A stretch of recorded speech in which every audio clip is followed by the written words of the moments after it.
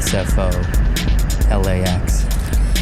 Lose an hour, gain an hour. I mean, I love waking up in the morning not knowing what's gonna happen or who I'm gonna meet, where I'm gonna wind up. I'm leaving on a jet. Once you cross the ocean and cut yourself loose, looking for something more beautiful, something more exciting, and yes, I admit, something more dangerous. Next time, let's go first class, all right? Check-in for that flight doesn't begin for another 2 hours, sir. This is your life, and it's ending 1 minute at a time. Yo, welcome to another episode of On the Road with 60 East, powered by Platform Collection, produced by Feel the Pain. We got wacko shooting visuals today, and we got a special guest. We're actually the guests in the building today, but we got the Rhymesayers, Pookie Baby, Prof in the building. What's good? Ow. So happy for you. Welcome to Pookie Baby. And I'm yours. What's going on, man? How you been? I've been good, man. The tour's been a lot of fun. I'm hungover today. Probably the most hungover I've been on tour. This tour in particular. I'm at the top of my game, you know what the deal is. Somebody order up me some more fucking mirrors. How many dates are we in? I don't know. A week. You guys were in San Diego before LA, right? Yep. San Diego. We've been to, I don't know, some other cities as well. Going good? Arizona. Yeah. Numbers are up. I'm getting bigger and more successful. I'm getting bigger. Do you want to reconsider? And I'm appreciative, and everybody's healthy. Like, Nope. it's been pretty smooth. Man, there's something I heard you say yesterday at the show, and you said, like, you know, last time you were in LA, the crowd was double the size of the last show. Yeah. And I feel like it's very important to touch on that and doubling the fan base and growing the tour every time you tour. Can you speak on that? I mean, if I double up, eventually the whole world is gonna be at my show. Hey. Then where are we gonna throw it? You know what I mean? It's got to be an outdoor festival, probably in Russia somewhere on a big field, with 6 billion, 7, 8, 9 billion people. So that's my goal. Let's do a show for the entire world. Hey, let's get it, man. So let's get into who is Prof. I'm familiar with you. I first got put on to you in 2012 by Murs. You were on the Road to Pay Dues tour, believe. That's my first time I had came across you. I was actually on the Pay Dues Festival that year, so I got to catch a little of your performance, and that's when I was like, oh, shit. Like, I was blown back. I've always heard, too, that your performance is one of the, you know, strongest things about you. I'm one of the best live rap performers in the world.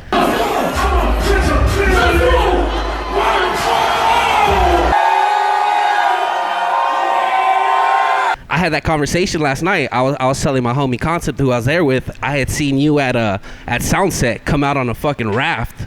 Did that. That shit was dope. I just try really hard. Like, I honestly try hard. Yeah, like that. And then I had seen you, I believe the year before at First Ave, it was you and Fashawn. It packed to the shit, and you were headlining. Yep. Saying came out with the raft. It was fucking crazy, dude. Yeah, man.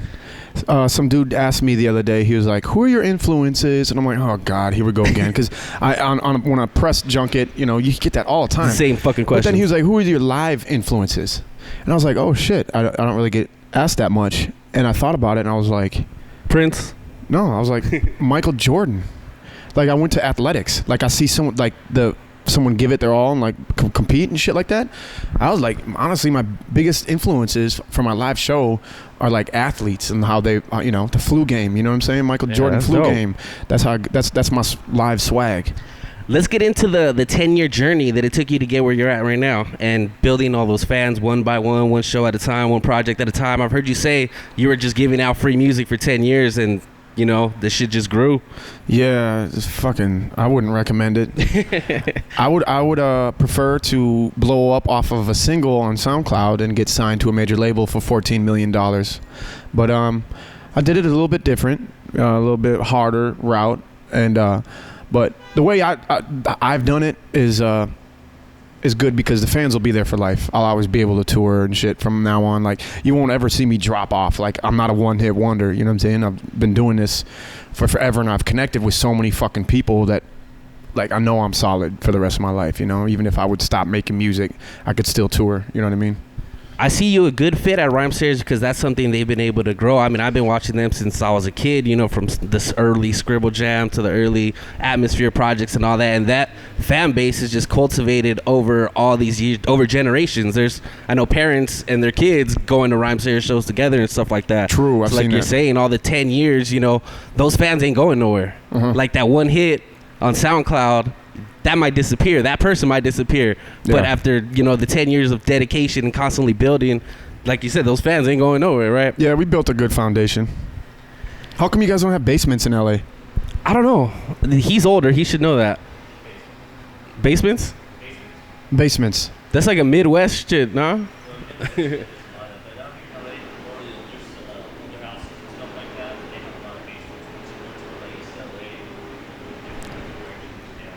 Sorry about that. No, it's all good. So I had heard the story of Stop House. Basically, there was a lot of artists on the label, and you kind of came in and everybody got kicked off. Yeah. Something like that. It was called, the label was called Interlock. Got you. Before Stop House. And I kind of joined up with them and met Mike and Dylan, and I was like new to Interlock, and we did this big ass show called Interlock Lives.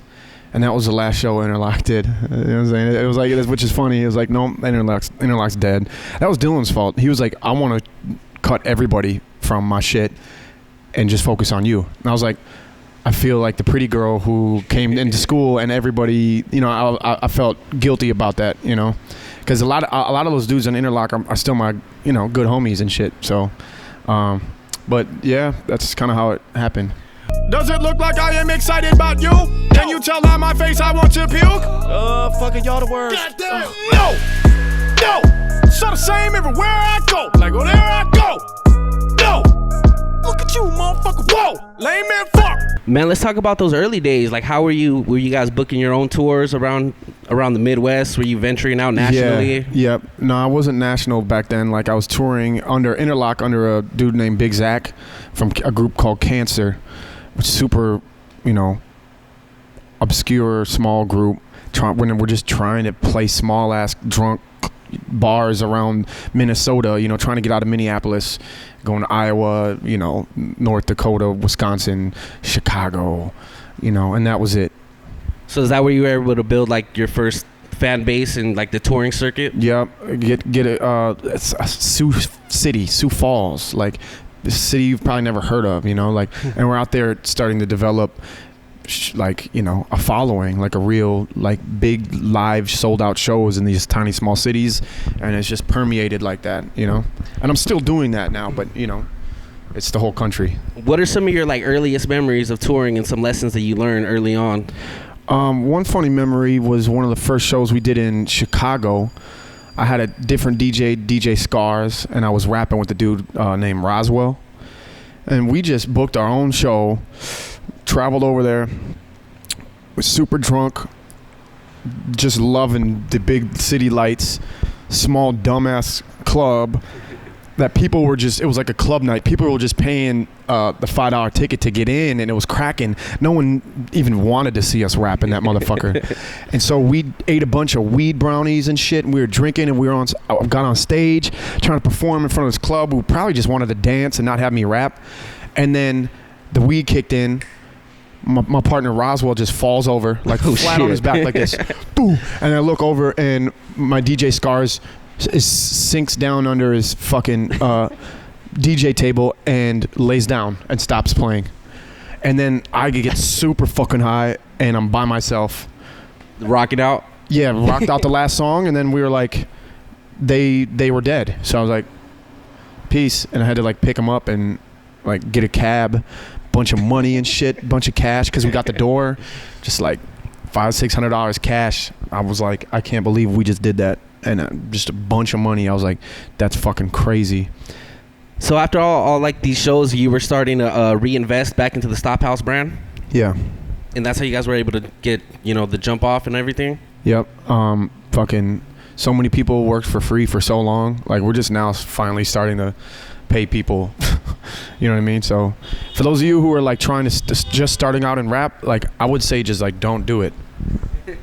Go be a lawyer?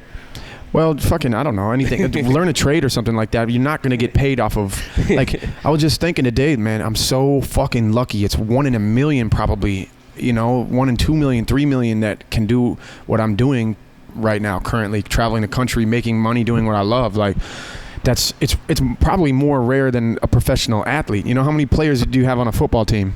How many and how many football teams is there? Like, how many professional rappers are there though? Probably less. So the odds are it's not going to fucking happen. So from building your brand up independently to, building a sustainable career, what was the decision that made you go to Rhymesayers instead of staying independently? I don't know, just money, fame, greed. I mean, you think that they're going to open more doors that you were able to open for yourself at that point or at this point? I mean, we went with that. I don't know if that was the right move or not. Maybe if I didn't sign with them, I would be fucking, a multimillionaire. Maybe I'd get shot in the head because I wasn't touring and I was in Minneapolis doing something else. Like, I don't know. But I'm happy with the decision, you know what I mean? And I'm here with you in LA and here I am, You get up here and sign a fucking record contract, motherfucker. Everything's gonna be fine. I'm gonna blow up. It's gonna be great, all right? So that's all you guys fucking need to know. So fuck you, what the fuck do you guys have? You don't got shit. I'm gonna go to retire to my fucking mansion, man. Hey, Did you have anyone else knocking at the door around that time? Any other labels? Yes. Anybody care to mention? No. Was the Rhymesayers thing just more because you guys kind of grew up together and it's in your same backyard and all that? Yeah. I actually lived in Slug's backyard for 2 weeks. He didn't even know I was just staying back there. But yeah, Ant is a close homie of mine. Like, he's a close friend, and they expressed interest, and I did it. I definitely didn't fit right in because I'm a little wild and I have a potty mouth.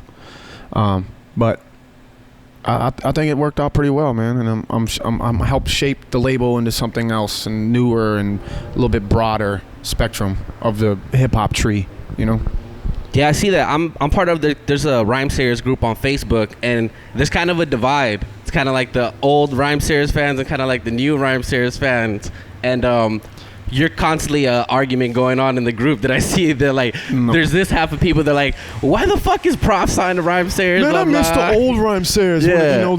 And then look at what happened. What the fuck are they doing now? This dude fucking sucks. I think it's hilarious. But what is the feedback you've gotten? How is like the Rhymesayers fan base taking you?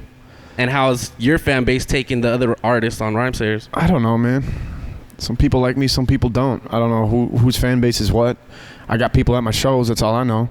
Haters can suck my dick, dude. That's all I know, dude. Shit.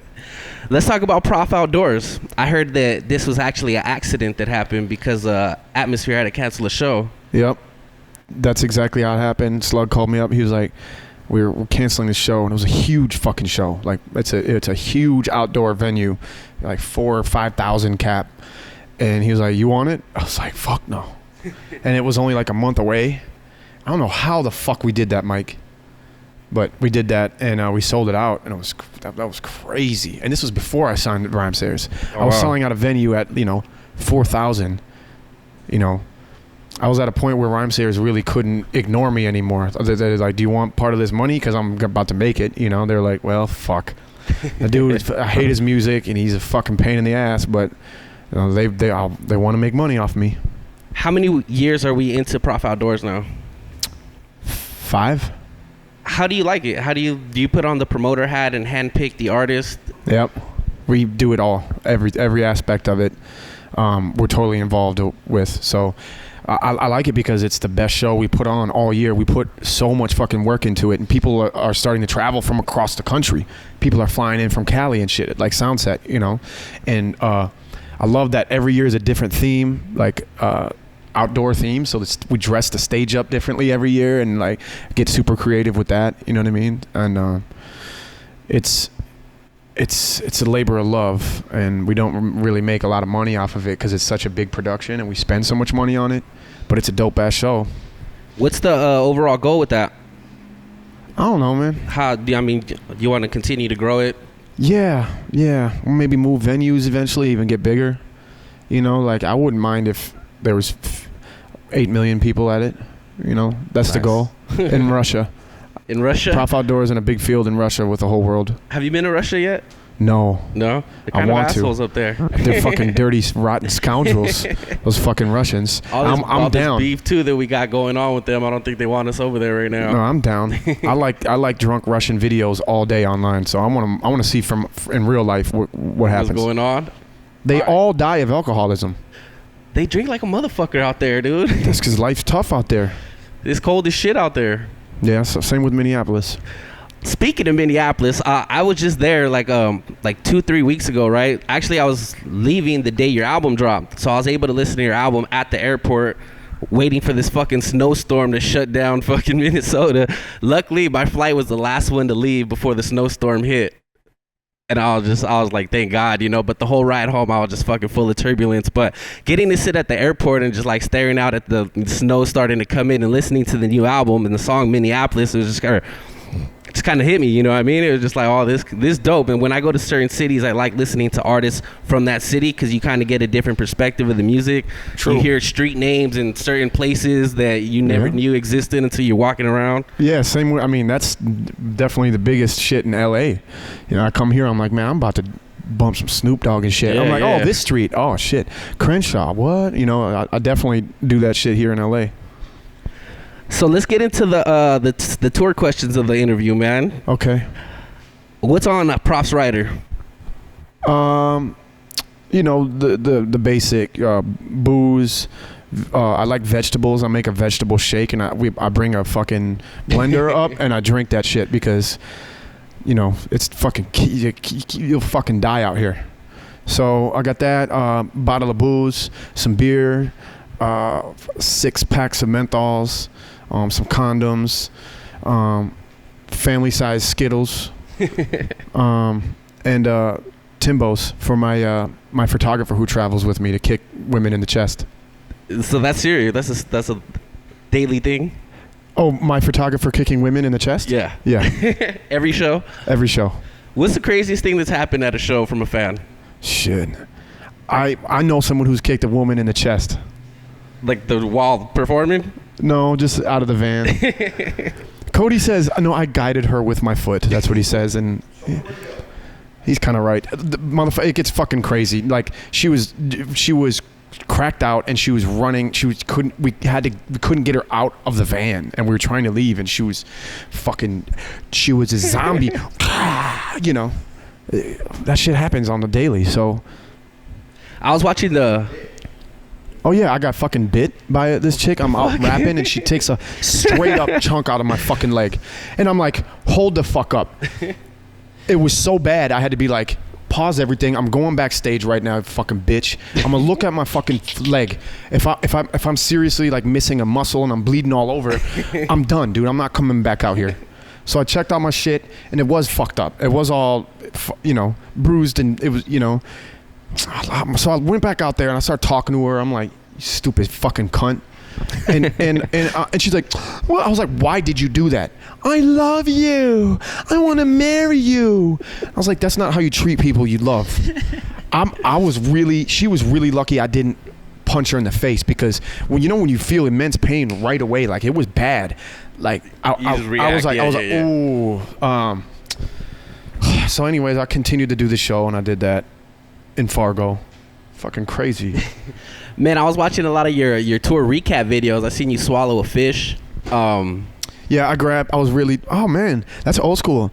I was really drunk in some city and I was like, if I catch you, I was at an after party in someone's house and I was like, you think I can catch your fish in your aquarium? They're like, fuck no. I was like, let's make a deal. If I can catch your fish, I'm fucking eating that shit. And they were like, no way. And I was like, swag, fucking got it. Dude, after watching all your recap videos, I'm like, if there's somebody you got to tour with, it's fucking Prof. Actually, I wanted to talk to you about Warped Tour. How was your experience with Warped Tour? And I mean, being that it's the last year of it going around, being able to go on the whole summer tour, how was that? I don't know. That was the last year. Was probably because I was on it. Last year of Rock the Bells, I was on it. If you want to ruin your business and your fucking tour, hire me. They pay me a lot of money, and then I don't bring anybody out. and then they just lose money. I mean, what was the experience though, being on the bus the whole summer? Hot, sweaty, fucking. Oh, that shit gets brutal, like in Texas and all that. Yo, it was disgusting. It was just fucked up. Beer, no sleep, hot. Basketball tank top jerseys. That's what I was rocking, and it was hot. How was the crowd taking you? I was at the LA show, and we'll get into that. But around the country, how was the crowd liking you? Being that it's more of like alternative. They see me just fucking shred, dude. It's like I try hard, so they respect that, regardless of what music, If I'm not really into like metal and shit, but if all of a sudden I was at a rap show, and then a metal guy came on, and I can acknowledge that they're fucking killing it because they're putting their all into it. So, it works, man. Put me in front of a fucking chicken, I'll win it. I'll win it over. That's dope, man. Was there any crazy stories from Warped Tour? Yeah. I don't know. I got, yeah, man. I mean, fucking in a parking lot, I got 2 lesbian chicks pissing on my legs and shit. Shit. In Portland. Like, all types of shit. 3 things you must have with you on tour. There's a lot more than 3 things. But I mean the must-haves. Okay, you must have. Clothes. I don't know. There's nothing interesting that I gotta have this interesting shit. Yeah. You just develop like what you need. You need a backpack, and then you have your luggage, and then you need I like floss. I like to floss on the road, and I need a clean mouth before I go on stage. Like if I have like sweater on my teeth, y'all say that? Yeah. Out down here, like if your teeth are like dirty, like I don't feel good rapping. So floss is one of them. I stay strapped. Gotta have a pistol on me at all times, you know what I'm saying? Yeah, just in case, like, or AR, I like that, and just in case, there's an active shooter. Gotta take him out? Yeah. More guns for everybody. What is the jankiest promoter move someone has tried to pull on you? Oh, shit. On-site mic, there was a festival in, where was that, Minnesota? Sturgeon Lake, Minnesota. This dude's throwing this festival, and there was some action. Yeah, he still owes us like thousands of dollars, and even before we're going up there, we're like, this is fucked up, like you get a bad feeling. We've done so many shows, walking in, it doesn't smell right. Fucking Mike went up the morning before it happened, or like he drove up that night, through the night, got there at 5 a.m. on-site mic to be like, we need to get paid before we do this, because when we go out and we hire people and we spend money on the show, so we put a lot into it. And on-site Mike was out there following these dudes around trying to get money, and the cage was made out of like nails and plywood and like chicken fence wire and shit, and wasn't nobody out there really. Everybody out there just came to see me, and so I'm like, well, now I got to do the show, because if I cancel this shit because it's so fucked up, everybody's going to blame me. They don't blame the promoter. You know what I mean? Yep. And he didn't have no money that he promised. Everything was fucked up. So after the show, I accidentally drank some acid and some lemonade. And I got fucked up. I eventually ended up like pissing in my mouth on accident and shit. We have videos of me just jumping into people's tents and stuff, like unannounced. Yeah. I'm a wild boy. It's good though. Post-tour stress disorder. Do you experience that once you get home from tour? And how do you deal with it if you do? I just like to stay alone. I like to be alone for like a week and just to sleep. And the more I do this shit, the more busy I am. I don't fucking get that opportunity. Get home the day after, my manager Mike is like calling me and shit. Hey, did you answer the email? I'm like, So yeah, that's real. That's real. What is your favorite city? I love rolling around my city. He got me feeling like, oh, he got me feeling like Minneapolis. Worst city. LA. Least favorite city. And why? Shit, I've been in a lot of shitty cities. I don't know, probably LA. LA? I'm just playing. I would say maybe Reno. That's funny because that's my fucking shittiest city also. But I kind of like it though. I kind of like it though. Like I've had it. If you got a day off in Reno, man, after the show and you party, man, we bought a fucking penthouse for $15. Oh shit. So I don't know. Reno's a pretty shitty place, but I still kind of like. I like shitty places. Yeah, it works. Best show. Prof Outdoors. Which year? Every year. That's the show you look forward to every year? Yeah. Yeah. I don't know. I look forward to a lot of shows every year. One doesn't stick out to you in particular? Prof Outdoors? No, I mean just in general, like whether it was a festival or a concert, just something that stuck with you till now. Me going out with a full song on top of the crowd at Soundset was dope in that raft. That was I spent dope. like 5 minutes out there, so that was memorable. Yeah. That one sticks out. Worst show. And why? There's a lot more of those. I've done a lot of bad shows, you know. I still continue to do bad shows. It's like you gotta, if you want to reach out and grow, you're gonna have to overstep your fan base a little bit and go outside of your boundaries. And I'm gonna get caught up in bad shows, and I know I am, you know. And they happen all the time. And there's nothing you can really do about it. On this tour, there's going to be a small ass show. I think in coming up in Vegas, I think that's going to be. I've never headlined there, and the pre-sales are super low. I'm gonna go in there and fucking kill that shit. There's not one show that sticks out to you that was by far the shittiest show you've had? A3C. Oh wow. In Speak on it, please. In Atlanta, I headlined some night, and A3C is just fucking. They're trying to be like a South by, and it's not fucking cracking. It's not the same. And I by the time I got out there, I headlined super late. Everybody was gone. I performed for like 3 people. Yeah. And a bartender or 2. Like seriously, 1 or 2, maybe 3 people in front of me. Damn. How are y'all doing? Well, yeah, cool. Nice to meet you. What's your name? 3 things you wish you would have known before going on your first tour.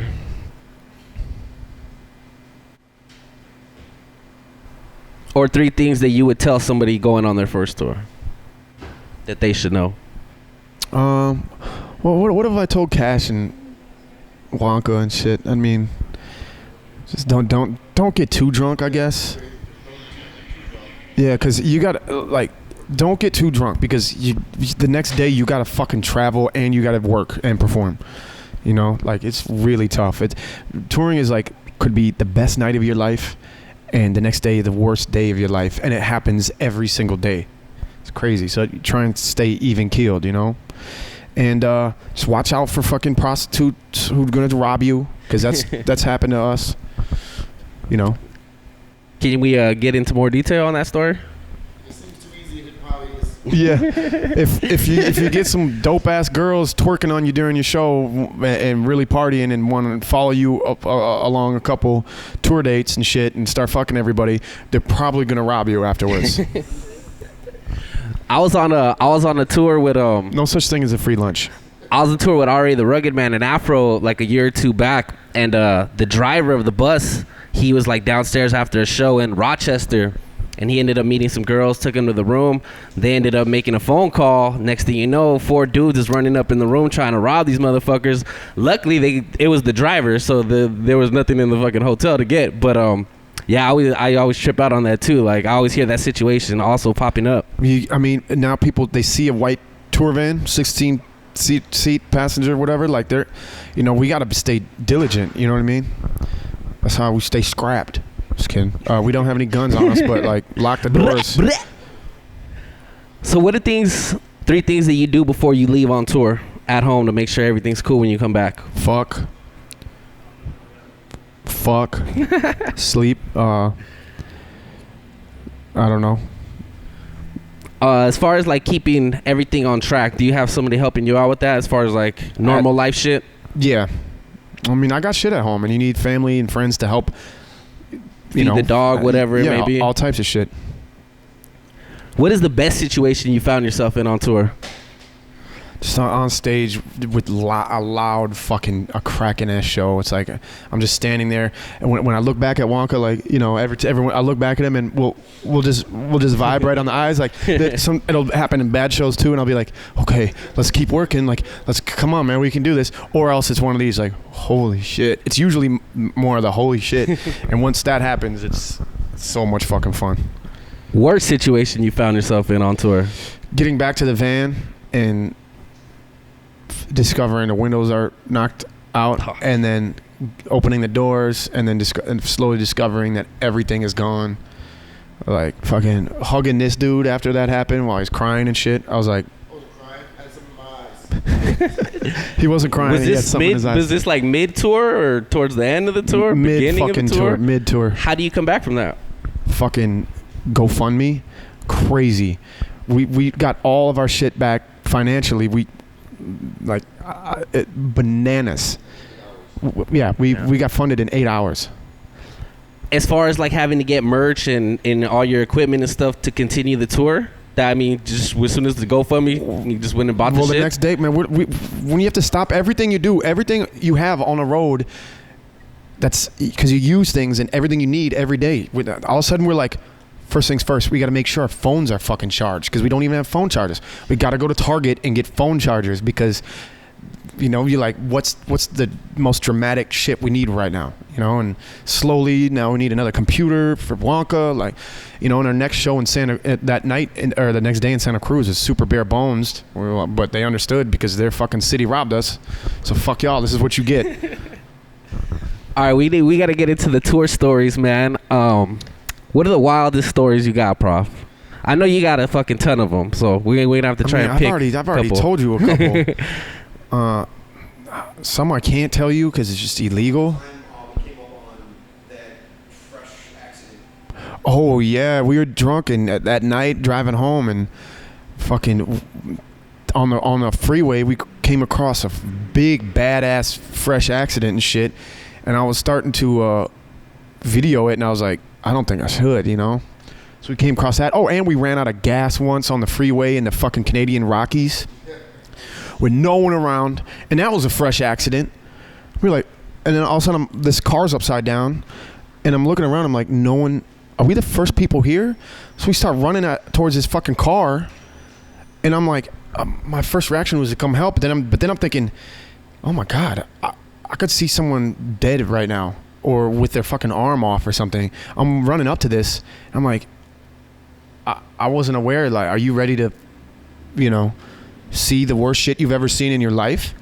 You know? So I'm getting out there and I'm like, I see this guy and I think he's helping people out.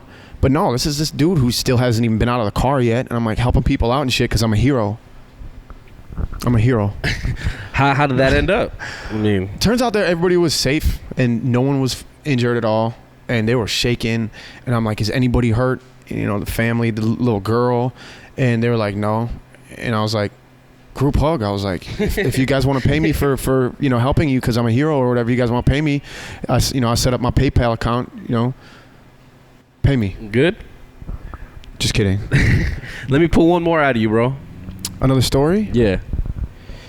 Wild shit. Okay, there was one, I don't know what city. I was running through drunk as fuck, and we found big canes, bamboo sticks, and I was fighting down the street, just whacking each other and shit, like basically caning each other. And we came across a trophy store, and it was lit up with trophies, just glass right out here. Put a brick through that motherfucker, just robbed him for everything, took all the fucking trophies. Running down the street with an 8-foot trophy and shit. Fucking bronze shoes and shit, you know. Yeah, man, I'm fucking... So then, you know, I'm sitting in the hotel room like, fuck, everybody's got filled with trophies. And we're like, maybe that wasn't the smartest thing. You know.